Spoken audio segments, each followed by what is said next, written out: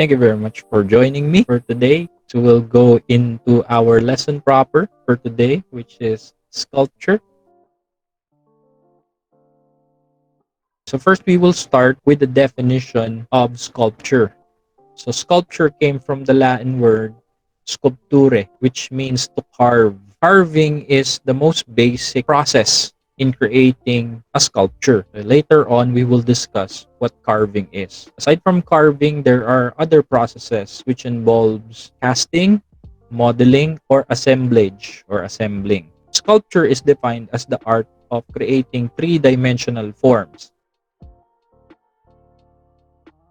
The first kind of sculpture that we will encounter, the most basic, is freestanding kind of sculpture. So it is a three-dimensional figure or a kind of sculpture in the round. Meaning, if you go around it, you would see different sides of it. You would still see images. It is a type of sculpture which can be viewed from any angle around the pedestal. This is an example of a freestanding sculpture.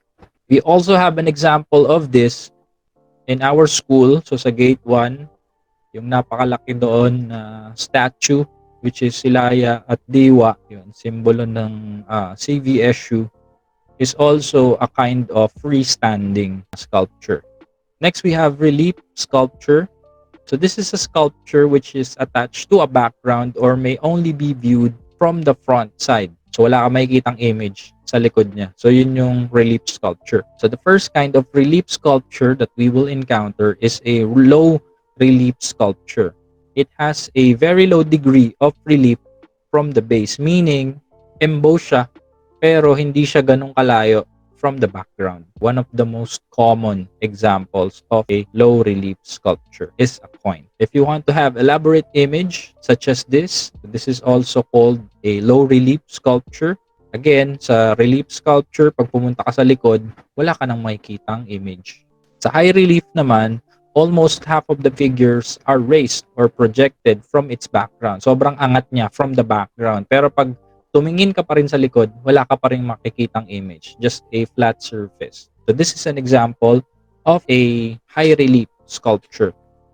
So yan, makikita nyo yung background and then yung image, sobrang layo niya na from the background, sticking out of the background. And then the third kind of relief sculpture is a sunken relief, also known as intaglio. So relief that is created by having an image carved down below the surface of the sculpture. Kung yung first two examples natin ay embossed, yung high relief at low relief, so embossed siya from the background. Ang sunken relief naman or intaglio is engraved or carved down on a surface. Ito yung kanyang example. Another common example of an intaglio is yung mga lapida ng ating mga yumaong minamahal sa buhay. Next kind of sculpture is a kinetic sculpture, a kind of sculpture that is capable of movement. So this is a windmill. So yung mechanism niya, pag nahipa ng hangin, gagalaw na siya. And then yung mga hélice na yan, yung mga propellers na yan, and then yung mga gears niya would move. All of the parts would move because of wind power. Another type of sculpture that we often see is a bust. A bust is made to commemorate a person para ipakita yung greatness ng isang tao. Usually, kinikilala siya or pinaparangalan gamit ang isang bust or busto. So, a representation of a person from the chest up. So, from his head up to the chest area, focusing on the facial features of the person. Next is an equestrian. Equestrian typically showing a significant person or on a horseback. So again, to show the greatness of a person, para kilalanin yung kagalingan ng isang tao, sinasakay siya sa kabayo. So yan, pag nakasakay siya sa isang kabayo, we have this tendency of feeling his or her greatness. Another example of this, kung familiar kayo sa ating Kapitolyo sa 13, doon sa may gilid ng SM, meron dong isang example din ng equestrian type ng sculpture, si Emilio Aguinaldo.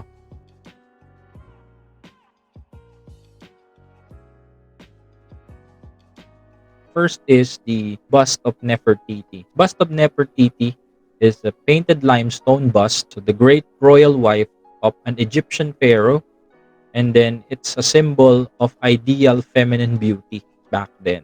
So yung ancient Egyptian culture, meron silang basehan ng kagandahan, which is Nefertiti. So this is a picture of the bust of Nefertiti, or a depiction of who Nefertiti was. Next, we have the Terracotta Warriors, the army of Qixin Huang, the first emperor of China. Maraming pieces ang ang sculpture na to. It has 8,000 soldiers, 130 chariots, and 670 horses. Ito yung example, or ito yung picture ng Terracotta Warriors. Siguro magiging familiar na rin kayo dito dahil sa movie na The Mummy 3, if I'm not mistaken. Mummy 3. Ang kwento is it was discovered by a farmer sa China. May isang farmer, magtatanim siya, kukultivate niya yung kanyang lupa. Paghukay niya, may nahanap siyang isang image. And then lumipat siya ng place, meron na naman. And then so on. Yun. Pahukay siya ng ilan, and then pinagbigay alam niya sa mga authorities, and then nung nagkaroon ng excavation, nabuo na nga tong 8,000 soldiers na to. The uniqueness of this sculpture is the facial features of the soldiers. Wala sa kanilang magkakatulad ng facial features, hindi sila magkakamuka, meaning hindi umuulit yung design, yung armor, yung ayos ng buhok. For each individual, meron siyang ibang design. May nagsasabi na yun nga, isang tomb ng isang emperor, meaning para magkaroon ng soldier, or para maganda yung paglalakbay ng kanilang emperor sa afterlife, pinadalhan siya ng ganito karaming soldiers. Tapos nagkaroon ng bad luck yung farmer na nakahukay nito. Dapat yayaman siya, 'di ba? Kasi napakalaking discovery nito. A series of unfortunate events happened to the family of the farmer. So may mga untimely death, may mga sickness na nangyari sa kanya, sa mga kamag-anak niya, sa pamilya niya, na hindi ma-explain, accidentally, coincidentally. So parang may curse daw itong terracotta soldiers na to. Okay, next is the Statue of Liberty. It is known to symbolize freedom in the United States. So we would see here on the New York Bay a very big statue of person holding a torch and a book. So this symbolizes peace and liberty in the United States. This was a gift, so regalo siya, kasunduan siya between the French government at saka sa US government, that they would mutually respect each other, and they would gear towards liberty and peace. Next, we have the Tinker by Rodin. So this is a masterpiece by a French sculptor ni Auguste Rodin. Ito yung itsura ng The Tinker. So this symbolizes a person at rest but is not actually at rest. So kala niya nagpapahinga siya, hindi talaga siya nagpapahinga kasi nag-iisip daw yan. This symbolizes Dante, a very famous writer. Siya yung nagsulat ng Inferno series of novels. So this signifies Dante, sabi ni Rodin, while he was thinking of his book, of his novel. So next is The Fountain by Marcel Duchamp. So he made an artwork out of a porcelain urinal. Sabi ni Marcel Duchamp, tingin ko maganda to. So wala sa inyong makakapagsabi na hindi to art. I think it's beautiful, therefore it's art. Kung mapapansin nyo dati sa mga examples natin, ito ay naka-fall under Dadaism. Next is marble sculpture of the 16th President of the United States, named Abraham Lincoln. Yan. So ito yung itsura ng Lincoln Memorial statue. And then may nakasulat sa pinakataas nung sculpture sa dingding. It is engraved, "In this temple, as in the hearts of the people for whom he saved the Union, the memory of Abraham Lincoln is enshrined forever." Before nagkaroon ng civil war sa US dahil sa hindi nagkasundo ang northern part at southern part ng US. Yung northern part, which is kakampi ni Abraham Lincoln, ang gusto nila ay industrial revolution. Meaning, gagamit sila ng mga tools at ng technology sa farming. Ang South naman, hindi sila pro doon kasi gusto nila may slave. Yung slave, which is mainly mga African Americans, sila yung magtatrabaho para sa mga puti na Amerikano. Ang gusto nilang setup, may slave ng South. Ayaw ng North noon, ayaw na nila ng slavery. Hindi yun nagustuhan ng Southern part, kaya nag-away sila. At nanalo naman yung North. Pero up to now, meron pa ring mga ayaw sa mga black races because they view them as, yun nga, mga slave pa rin, second-class citizen. And Abraham Lincoln does not want that. He want everyone to be fair, regardless of your age, color, gender, race. Wala siyang titignan. Lahat fair. All is fair. It is a statue that dates all the way back to ancient Greek and Roman times as the goddess of justice and law. Si Lady Justice has all fairness, kaya siya naka-blindfold kasi hindi niya tinitignan kung ano mang status mo sa buhay. Basta i-weigh niya yung evidence laban sa'yo. So yan, kaya siya may weighing scale. And then of course, merong consequence pag ikaw ay nagkamali. So yung sword, yun yung magiging punishment. Next is the Pieta, created by Michelangelo. So the Pieta depicts the Virgin Mary holding her only son, Jesus Christ, dying. Mostly ng mga magagandang artworks ay talagang merong Christian emphasis kasi ginagamit nila yung mga gantong kinds for propaganda at saka visual catechism. Tinuturuan ka na nila ng Christianism by just looking at these figures. Hindi na kailangan ikwento yung mga nangyari. Makita mo lang to. May idea ka na kung ano yung naganap. Next is a balloon dog by Jeff Koons. So it's made of stainless steel with the transparent coating. Set a record for a living artist when it was sold at Christie's for 58.4 million in 2013. So siya yung so far sa pinakamahal by a living artist. Sobrang taas ng value niya, no? Saka malaki yan, malaki. Siguro mga ano yan, 3 taong nakadipa, something like that. Ganun yung ano niya, size niya. Di naman yan maliit. Yan, ganun yung ano niya, ganun yung size niya. It's massive din naman. Yung Christie's is isang auction house. So dinadala yung mga artworks doon and then magbibid yung mga tao. Kaya rin siguro siya tumaas ng tumaas. Yan. Next and last for the prominent figures of sculpture is David by Donatello. Donatello created an iconic version of the biblical tale of David versus Goliath. So meron siyang brass sculpture of David after defeating Goliath. Ito daw yung itsura ni David after defeating Goliath. So next are the different processes involved in creating a sculpture. So first sculpture and the most common is subtractive process. So this process involves removing or cutting away pieces of materials to form a figure. Ito yung pinaka-common, ito yung tinatawag natin pag-uukit o paglililok. Pwede siyang gawin sa wood, pwede siyang gawin sa stone. Tapos yung tools na ginagamit sa kanya ay chisel or yung paet, at saka pwedeng hammer or martilyo or mallet. Next process of creating a sculpture is the additive process. This process involves construction of a figure by putting together little bits of mediums. Meron ka maliliit na bagay, tapos pagsasama-samahin mo siya, makakabuo ka ngayon ng isang figure or three-dimensional figure. Isa sa pinakamagandang example nito ay ang pagbuo ng isang Lego figure. So meron ka mga maliliit na pieces, pag pinagsama-sama mo siya together, makakabuo ka ng mas malaking figure. So additive process ang tawag doon. Pwede ring construction, constructive, or assemblage. The last is the process of substitution or molding. Used for siguro mga liquid or mga mas softer kind of material. This process involves the method of using a mold or a cast to produce a three-dimensional figure. Yung iyong medium originally ay malambot or liquid in form.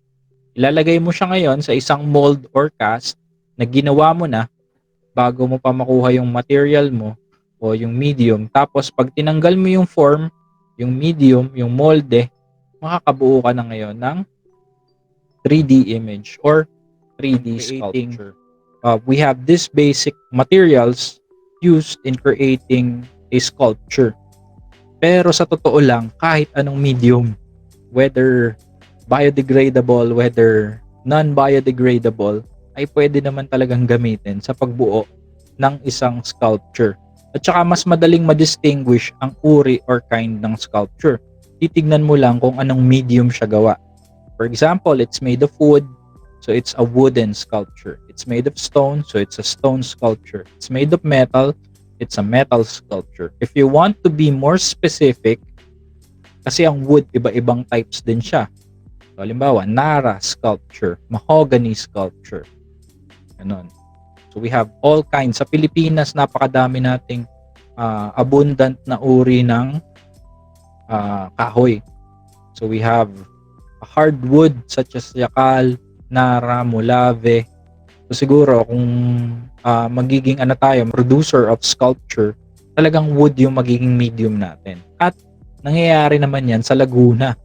Kasi sa Laguna, merong isang lugar na kilala talaga sila sa mga wooden sculpture, particularly mga religious sculpture sa Paete, right? Kasi imagine niyo na lang, yung lugar nila mismo ay Paet ang pangalan. Ibig sabihin, yun yung tool na ginagamit sa pagbuo ng sculpture, 'di ba? Ng carving, yun yung main tool. So, talagang yun yung parang pinaka kabuhayan ng mga tao doon. Yun naman ang maganda sa sa art. Kung ano yung abundant sa isang lugar, yun yung mostly ginagamit ng mga tao. In that case, siguro marami ding kinds of wood sa Laguna, sa Paete, Laguna. Kaya naging famous din sila kasi abundant yung resources nila of wood. Yan. At yung mga palamuti sa katawan, we can consider that as well na mga sculpture na rin, parang mini type of sculpture, yung jewelry making. So yung mga beads na yon, depende kung saan siya gawa. Kung siya ay gawa sa precious stones, kumbaga parang buo na yung bead na yon pag nahukay mo sa lupa. Tapos bubutasan mo na lang and then gagawin mong kwintas. Lalagyan mo ng string. Diba? Yung beads, pwede siguro metal beads, pwedeng stone beads, pwede ring wooden beads. Meron ako mga bracelet, wooden beads. So, jewelry making is a kind of sculpture as well. Yan. Kilala tayo dyan. May mga nga daw tayo golden ornaments before. Kaya naakit yung mga Kastila sa atin kasi meron tayong mga pulamuti sa katawan na gawa sa ginto. Pero isa sa mga pinaka-unsafe na gamitin is plastic kasi alam naman natin ang harm na nadudulot ng plastic sa ating environment. Okay, pero isa siya sa mga pinaka-easy na ma-produce. And you can recycle as well. Yung mga patapon na mga bagay, you can make it as parang junk art. So, yun. Yun naman na maganda doon. So, yung plastic, hindi na natin ibabalik as basura. We would clean it up and then create an artwork out of it. So, next we have different history. So, I would leave this as is. I would leave this for you to read. Okay, so we have different bits or brief history of sculpture here. So I would not go into the details of this. Hahayaan ko na kayo magbasa niyan. This is good for you to know as well. Okay. So Philippine sculpture, para may idea kayo kung ano yung Philippine sculpture. So that is it for me for this topic.